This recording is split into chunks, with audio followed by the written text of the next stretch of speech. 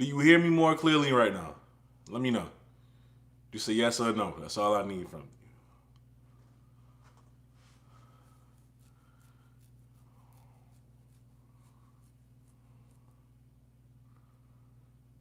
This man left.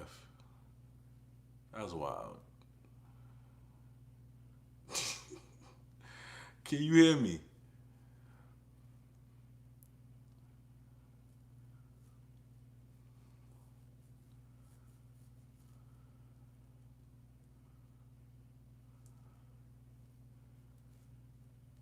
Can you hear me? Can you hear me? Can you hear me clearly? Can you hear me clearly? If not, I'm gonna just make a damn video.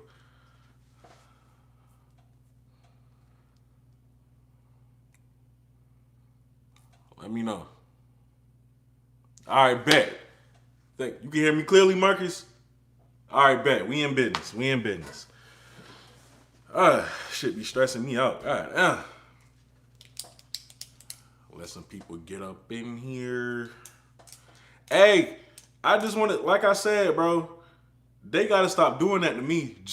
JSU got to stop doing that to my heart, bro. They first half play will have you thinking, boy, they about to be upset. It's gonna be an upset. They first half play will really have you thinking that. I don't know what it is about them in like a first half. They just don't vibe well with it. They always gotta play with your heartstrings a little bit. Dexter Williams, hey, go Tigers, man. They doing the damn thing right now. 41 points, very impressive. Um, but you know, there's gonna be people, especially in that group, in that Facebook group, that find a way to discredit Jackson State like they always do. A lot of them was really excited in the first after the first quarter. They was like, "Oh, it's an upset alert at Jackson." None of y'all post age well. I go back, it's deleted. Of course, like that just goes to show you, man. People just really want to see JSU fall. That's it. That's it. They really just want to see JSU fall. They hate the fact that JSU fans now have something to root for, something to be happy about. After losing for so many seasons, that you just look for them to lose. Like I think that's a little miserable. I feel like you don't care as much about your own team as you do about Jackson State losing. I don't get it. I don't get it. The people in that group, man, they wild with that. It's become a Jackson State hate group. Promise you. Love your content. Keep it up, bro. Hey, Pell, appreciate you, dog. Always love the support. And honestly, thank y'all so much, man, for getting me to 3,000 subscribers. Really, I really do appreciate y'all. Don't think that one unnoticed at all. Y'all were doing it with that. But now that we got a couple people in here, let's get started with the game. All right. So first, I'm a credit Bethune, right? I'm gonna talk about them a little bit just to be fair. So number one, is Plexico Burris y'all head coach, bruh? Is Plexico because y'all keep shooting yourselves in the foot so many times? It's crazy. That's what I mean when I say Bethune-Cookman really isn't a bad team. Their record does not reflect their status as a team, bro. They literally shoot themselves in the foot. They can't help it. They can't help it at this point. You get momentum, you F it up. You F it up. That's just I don't know. Like, why? That's weird. That is such a weird thing. Like, I've never seen a team lose 8 straight games now just off of that. Like, do y'all not want to win? Do you not want to win? Plexico Burris got to be that head coach because you continuously shoot yourself in the foot. Now, let me say this. The run defense played well. The run defense for Bethune-Cookman was played very well. I was thoroughly impressed by them boys. Takevian Thomas and the rest of those guys, I mean, especially Takevian, he was really all around. He was all around the defense everywhere. Everywhere the ball was, he was. They kept Santee. I don't think Santee even got close to 100 yards, but I could be wrong. I forget that one, his stat. But yeah, Takevian Thomas played well. They gave full effort all game, which is something I could really admire by them. Like 100% effort all game. They never gave up. Even that last sack that he had on Shador, dude was a little too hyped for me because you're still losing. But I I love the emotion and the passion and the fact that you still go 100% all game. I can respect that about them. The last thing I gotta say about Bethune is keep number 10 and really work with him. Really work with him, right? Because what's the black quarterback name? Blackman, I think that's his last name. He's a really good run threat. But with Patrick, I see he made some really good throws that were dropped. He didn't have a lot of time to throw, but when he was able to get a throw off, he made some really good, really pinpoint accurate throws to Avery, to whoever was open. So, even though he finished the day 7 of 20, 119 yards, a touchdown, and 2 interceptions, he did move Blackman to receiver. Yeah, because he's a really good athlete, right? But quarterback, that's not him. That's not him. All right, so let's get started on Jackson State, right? First, I'm going to talk about the offense. Keith Corbin is reliable. Like, he has the most surest hands in the SWAC, the most softest and most reliable hands in the SWAC. His catch radius is crazy. Keith, when in doubt, you go to Keith Corbin. That's what we've been seeing for the past few weeks now. Keith Corbin, very reliable. You better make sure you tackle him after he catch that ball, or he gonna stiff arm you and keep turning down the sideline, all right? Because one thing we know about him, that boy he gonna have a chance to play on Sundays. So please, if you're covering him, you better make sure you tackle him. But like I said, man, Keith Corbin, absolutely reliable, so consistent, such a great target for Shador. But Malachi Wideman, this was his coming out game right here. Ever since I found out that Jackson State signed this kid, this is what I've been waiting on for him. For the past 3 weeks, he's been coming along. Each week, he was getting progressively better and better. He was getting more confident in the offense. You seen it. This kid has such great God-given ability. You feel me? Like, for him to be 6'5", with the hops that he has. He's a two-sport star. I don't know if he's going to play basketball this year for Jackson State, but he's a great basketball star. Great speed, great hands. Like Malachi Wideman, bro. First of all, if I'm the offensive coordinator, I'm throwing to him all game. Pick on that corner. Like I said in the halftime live. Pick on that corner. You could see it in that corner's eyes, bro. He was so frustrated that he could not do anything with Malachi Wideman. He couldn't. He was just hoping to stop the bleeding. That's it. Malachi did what he wanted to do at any given time. You try to press him, he's too big. He might just swim over you. He gonna outrun you because, like I said, he got that speed. You wanna go for a 50-50 ball with him? I'm gonna take Malachi every time. Number one, because he's 6'5". Number two, because his vertical game is crazy. So, absolute matchup nightmare.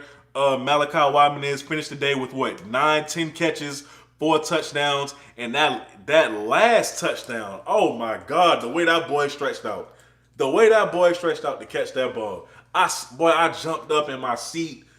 I know the neighbors heard me. I know they did. That was crazy. Keith Corbin, Malachi Wideman, those two are now the Twin Towers for Jackson State. That's what I'm calling them. They're the Twin Towers. Unfortunately, with these two playing so well, I have a little concern because I want to see Joshua Lanier have a breakout game as well. I'm still waiting on it. He had 1 catch, 16 yards, which was a really good catch. But he hasn't really broken out this year so far, and I really want to see him do so. He was another guy I was very excited about when he announced his signing with Jackson State. I want to see Joshua Lanier not just fade into the black just because Malachi Wideman and Keith Corbin is doing their thing. But yeah, the dazzling Urbanite, the receiving core is too much. It's top notch. If one guy's off, you got another guy to go to. You will always have another guy to go to. That receiving core is lethal. By the way, I don't know what's going on with Shane Hooks. I know people were asking. I don't know what's going on with him. But hopefully we see him back on the field soon. But let me say this, right? 2 more things about the receiving core. Number one, as good as Malachi and Keith were on the outside, you can tell Joshua, okay, he has a knee injury. Hopefully, he get back soon We want a speedy recovery. DJ Ron Cut Truth, that's my boy. What's going on, fam? I got two more things to say about the receiving core, right? Number one, Warren Newman presence is missed because even though we were able to get it going on the outside, passing outside, not a lot of passes were being completed on the inside of the seams. That's usually Warren Newman's job. He's very consistent with doing so, moving those chains inside the seams. So, we miss Warren Newman. I don't know what's going on with Warren either. Maybe it's an injury, but I can't wait. Hopefully he's back next week because if Warren is there, I don't even think Bethune stops JSU as much as they did.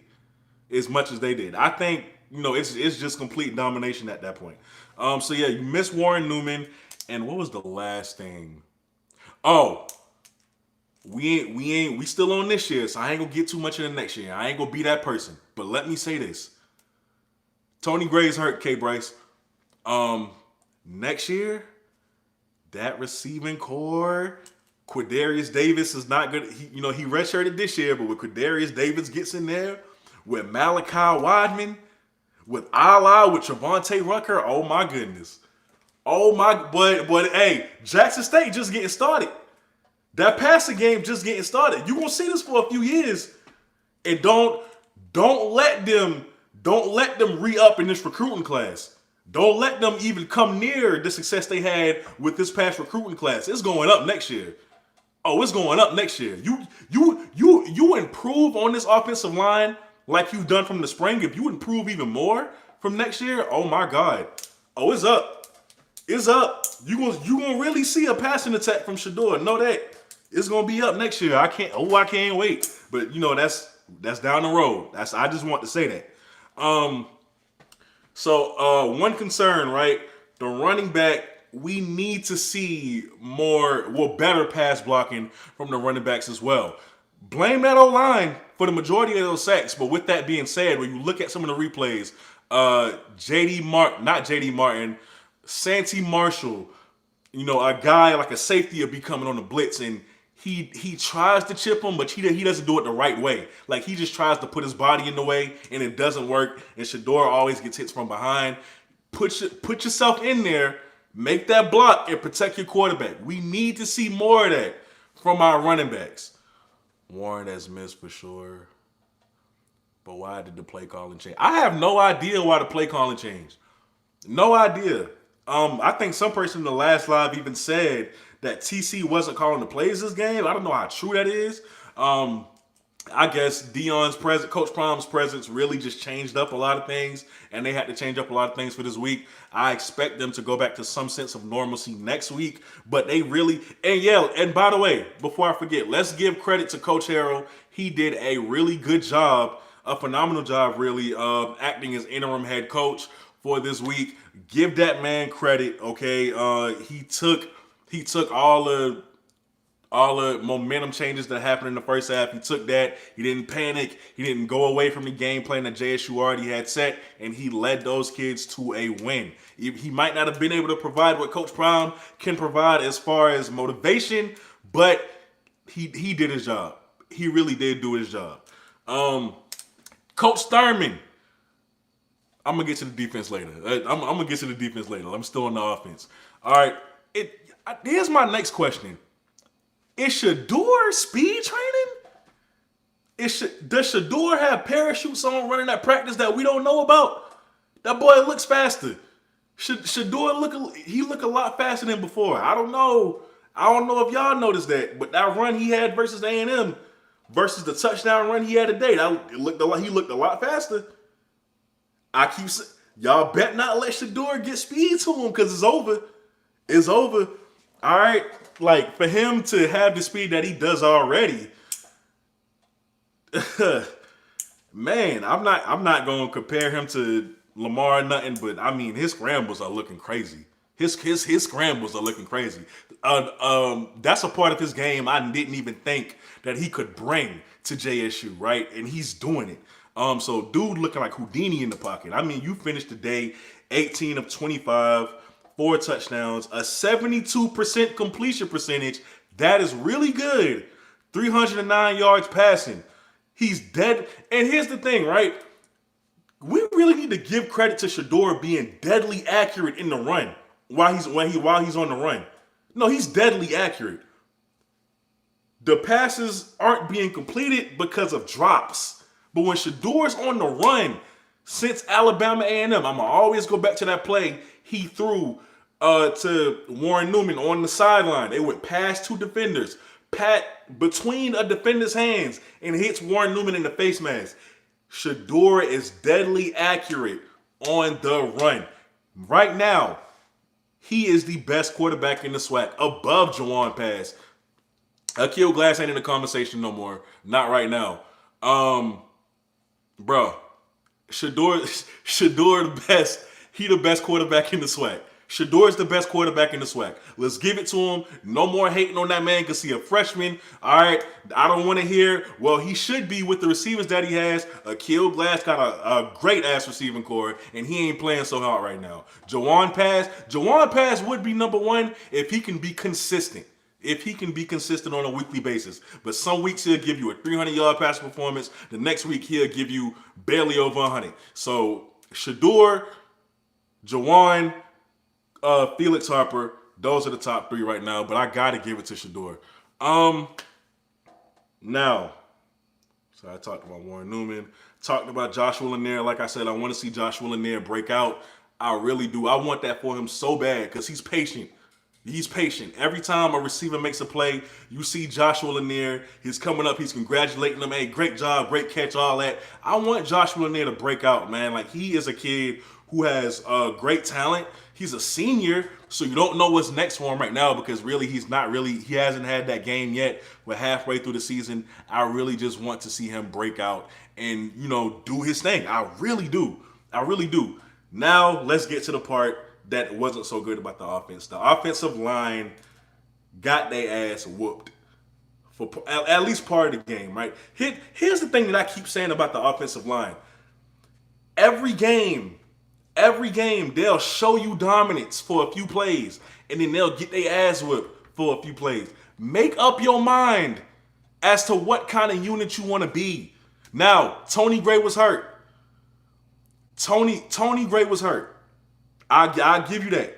Tony Gray was hurt. So whoever was filling in for him obviously wasn't as experienced as Tony. But with that being said, 7 sacks? All 7 wasn't on the offensive line. 2 was on Shador. And the 2 I'm talking about was the play action in the red zone. That was on him. You can't take that sack. You need to throw it away. The play action in the red zone was on him. And it was another sack that was on him as well. But with that being said, everything else, and one of the sacks was due to receivers not being open. Shador has to have that time clock in his head and get out. I think he's so comfortable in the pocket to sometimes it could really go against him. His confidence comes to a fault a few times. He thinks he got all day. You really don't. You're still at the college level. You're not going to always have that amount of time. Get that mental clock going, throw the ball away, get out the pocket. But 4 of those sacks were on that offensive line. Like, I don't know who old boy was for Bethune-Cookman with the dreads, but he was really getting it going. I don't know who he was working. Trey Johnson got his ass worked one play. But we ain't, I ain't going to bring that up. I'm just saying. 7 sacks overall is really an embarrassment. And we gotta get that fixed. Like, because I see y'all dominate. Like, there were plays during this game Shador had all day to throw. So it's not, y'all are not sorry. This offensive line group is not sorry. But you cannot continue to be up and down season. We need consistency. Now, the run defense is stout, bruh. The run defense is stout, fam. I mean, my goodness. You only give up 20 rushing yards in the first half. Maybe 70 for the day overall. Took a little longer to get going than we would have liked. Very uncharacteristic of you on the first couple of drives. But you got it going. You did really, really good. Nothing we don't already expect from you as a front 7. Never gave up. I mean, even when they were about to score again, for the second time, y'all completely stopped Bethune-Cookman's offense and only came up away with giving away 3 points. So great job to y'all. You never give up. You always bend but don't break. Dennis Thurman has y'all like y'all are a well coached unit because of Coach Thurman. So let's give Coach Thurman the praise, man. I hope he don't go nowhere. Double that man pay. I don't want to see Coach Thurman go anywhere because I know he's on some people's radars right now. Please don't let that man go nowhere. A few observations, right? All three safeties played really well. Shiloh getting the pick. We criticize Shiloh thinking he's not good. Defending passes and everything in the coverage game, he comes up with a big pick. Side note, I did not know Shiloh was that fast. The boy was flying. If he don't cut in, it would be a pick six. But he want to be cute, cut in, get tackled in the red zone and everything like that. So great job by Shiloh. John Huggins, transferred from Florida, making big hits. He's everywhere. He allowed a catch on Kamari Everett, but Kamari Everett is a matchup nightmare no matter who he's on. To be honest with you, Kamari is just really that dude. People would have been big mad if Shiloh scored a 9. Big mad, Sonic. They really would have. And then he still come away with the taunting penalty, but whatever. Like you know how the SWAC refs is, man. So John Huggins played well, and Cam Selman. It's time to give him that comparison to. I ain't saying he Tyrann Mathieu, but he looking more and more like it each week. He's looking like the best all around safety on the team because pass wise, he'll get in there, he'll break it up. Hitting, he's doing a very good job as that as well. He gonna stop the run. He gonna go in for the sack. He's stopping your receivers. Cam is all over the place. That's baby Honey Badger, bro. It's your boy OZ. He's right. He's baby Honey Badger out there. Yeah, Sonic. The announcer said it was C.J. Holmes, but then it was Al Young. I think it was Al Young. Isaiah Bowden with that finally showing off that 4.4 speed on the kick return. Once he had that, it was game over. Bethune was not getting that momentum back after that. That was it. I really do want to see A La Brown though. I really just want to see him get going because we only seen him once when he fell on that kick return. But I really want to see what A La Brown can do. Oh shoot. Keontae Hampton reintroduced himself today. Keontae Hampton reintroduced himself to the SWAC today because we talk about Aubrey, because we talk about James and Niles Gaddy. Keontae Hampton was a guy who needs way more credit than people are most likely going to give him today because he stayed in his lane. He never allowed black men, if that's the black quarterback for Bethune-Cookman's name, he never allowed old boy to really get a big run going. He stayed in his lane. He played very disciplined, and he was on every single hit. He wasn't allowing anybody to break off anywhere. Very, very proud of Keontae Hampton. And I didn't want to let this week go by without him getting his props. Like seriously. Let me see. You already talked about Shador. And honestly, for the second week in a row, we see them take away the offense's biggest target and their best weapon before they're able to get going. Last week against Alabama State, that wide receiver, number 1, he was getting going early. He even beat Warren Newman, and he got overthrown for a touchdown. He caught a touchdown. What did that defense do? Took him away. This week, Kamari Everett, he had that one catch on the sideline, that nice catch he had. What did they do? They took him away. And for all that, after that, he only finished the day with 5 targets and only had 2 catches. They shut down Kamari Everett. They were not going to get beat by Kamari Everett. I completely love that about him. So I hope they keep that going. Take away their best player and keep that stuff going. All right. Now, Al Young was balling. Not just the interception, but that man, he was out there. I know he got called for a pass interference, but to me that was just really good coverage. Swatting the ball with one hand, jumping up in the air. You know, that's what happens when you have a lot of man-on-man corners. They're going to shut down receivers a lot. Every once in a while, they're going to get beat, as you've seen Kevrick Wiggins did in the first quarter. And Kevrick Wiggins was really in position to make a play on that ball. He just took a bad angle, and boom, it was a touchdown. So you know, Kevrick could be fine. Great play by Al. Warren played really good too. Nobody's throwing to him. Like, I was watching, I gotta really search for Warren during the game sometimes. Nobody is throwing the Warren side. It's gonna be an adjustment for him now that people know your name to make plays happen for yourself. The same way Coach Prime did in the league. Once Coach Prime established that name for himself, people wasn't throwing to him. He had to give receivers cushion, and he had to get there, and he had to make the play himself. Warren is gonna have to find a way to do that, because for the rest of the season, nobody's gonna pick on you, Warren. You gotta make that happen yourself. Nobody's gonna throw to you, but just great coverage by him. And my final thing. Imagine going all year with no picks, and then you end up getting 3 in one game. It's about time, bro. It's about time. That's all I gotta say on that. Hey, Newman had an ACL brace. Oh, don't say that. Don't say that.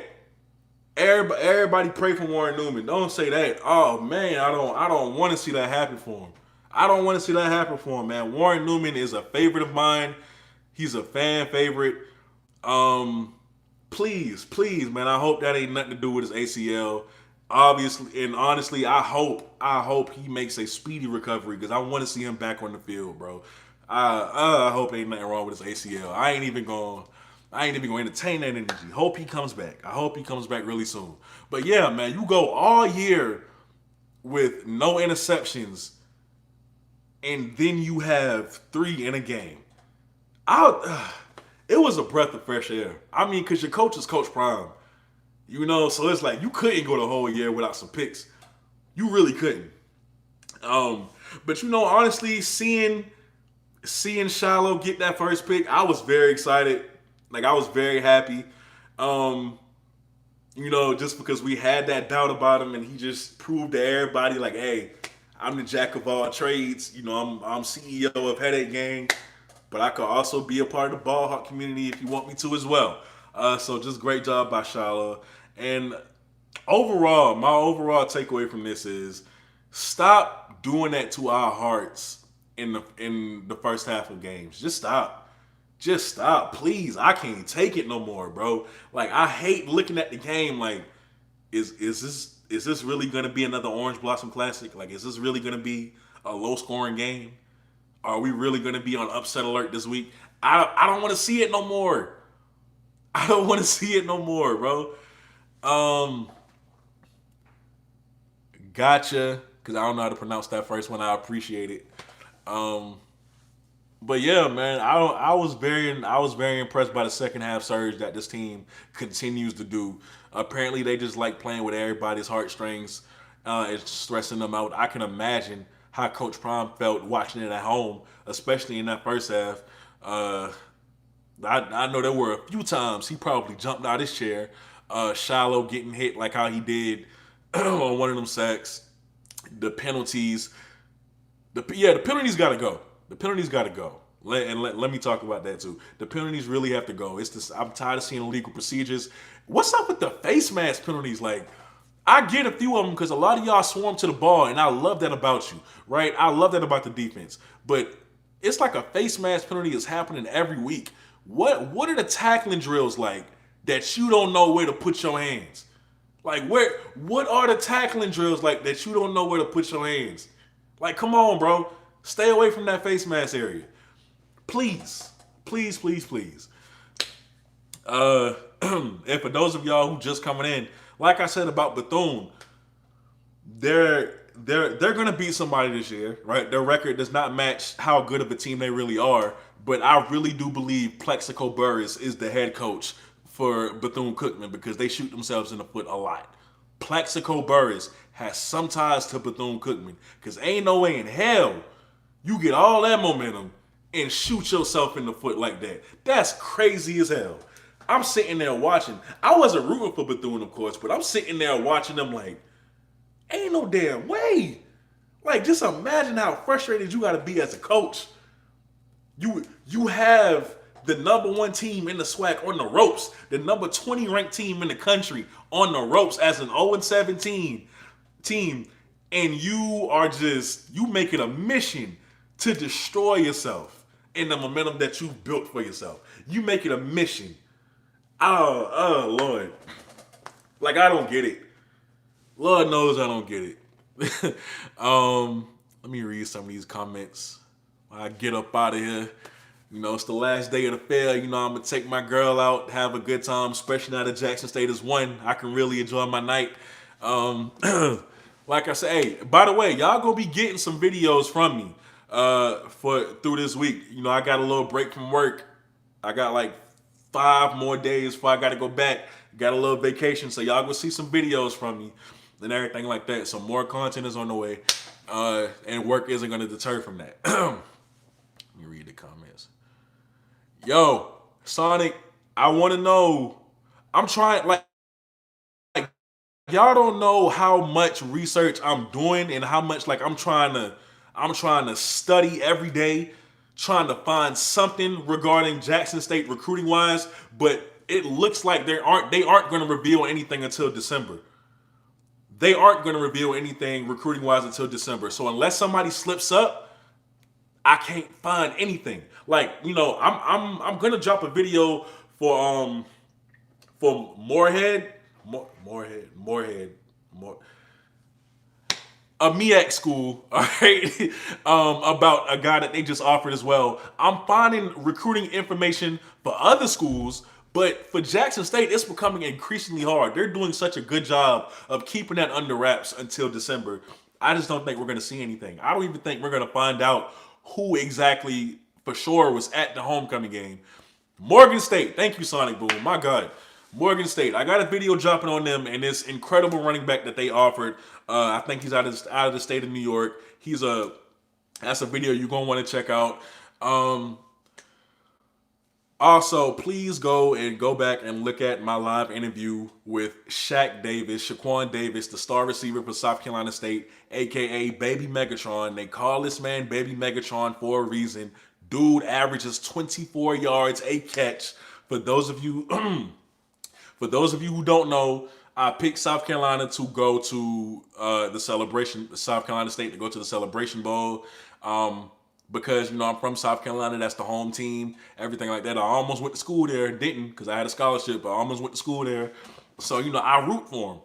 And if they make it, because they were in a pretty close game with Delaware State last time I checked, but if they make it, Shaq Davis is going to be somebody that JSU is going to have to look out for if they make it there as well. So please, man, go check that out too. Please go check that out. SC State. They do, Sonic. They gave up a lot of points, but they put up a lot of points as well. Their defense is looking a lot better. BJ Davis is coming into his own. He's one of the top defensive talents in HBCU football, and he's only a sophomore. And also, while I got y'all here, I'm trying to get interviews with, I want to go bigger. You feel me? Like, I want to get FBS people on here too. So I'm not guaranteed that I'm going to get them, but I'm looking into Stedman Bailey from West Virginia, who played with Tavon Austin. He was a part of that dynamic duo. Jeff Mayo from Oregon. I'm an Oregon fan. I want to get somebody from that Oregon team on here. Darren Thomas. I even reached out to DeAnthony Thomas. I'm trying to get like bigger names to do lives with as well, and, you know, try to get more interviews so I can get better with it. And everything like that. So, you know, just be on the lookout for that. Just be on the lookout for all kinds of stuff. But let me see. Y'all have any questions before I get up out of here? Any questions?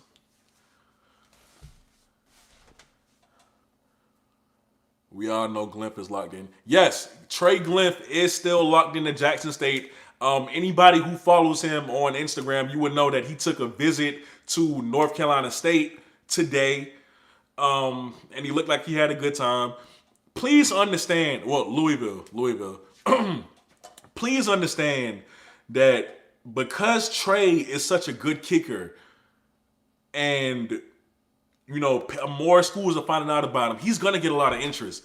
And don't get mad at him for deciding to take other offers. He needs to find out what school is best for him. So if he wants to take more visits, don't get upset with him for doing it. He's still 100% committed to JSU.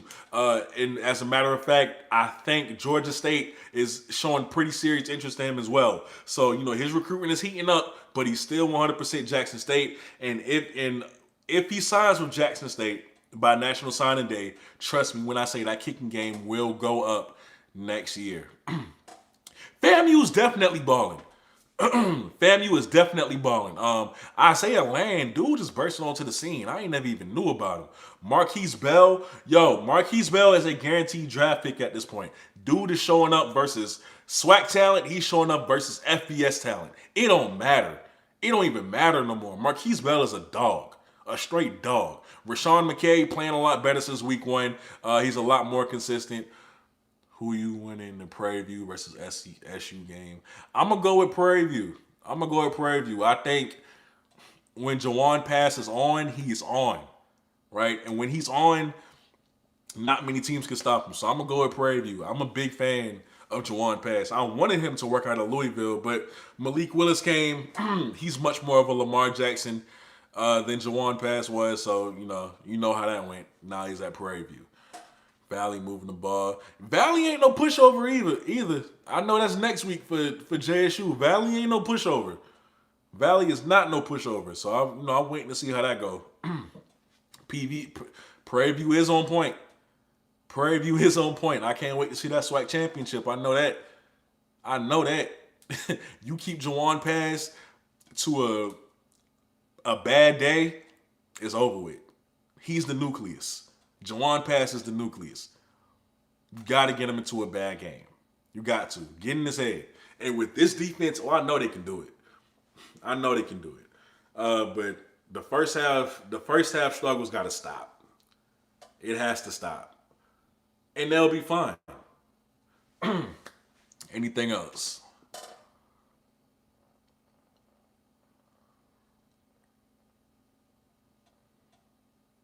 Y'all got any more questions before I get up out of here?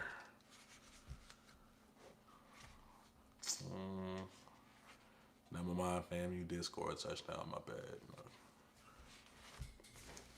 All right, so check this out. Thank y'all so much for tuning into my live.